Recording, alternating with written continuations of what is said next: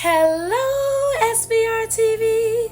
All right, you guys, we're reviewing the Dr. Scholl's Dry Correct Ultra Hydrating Foot Mask. I am using my sister for this review, and I am rubbing in the foot mask as the directions instructed us. And also, it says to leave it on 60 to 90 minutes.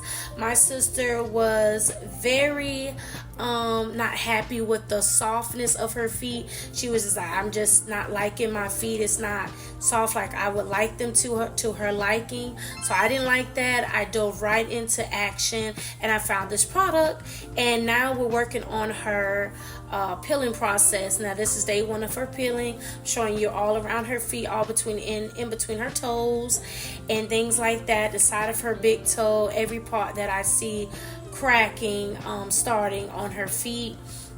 So it's beginning, and it starts to even work even more as time goes on.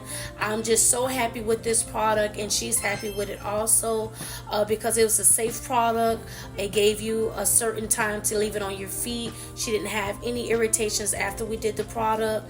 Also, I just feel like if you are looking for a new product or want to try something different, or if you're tired of trying callus removers, I definitely recommend this product.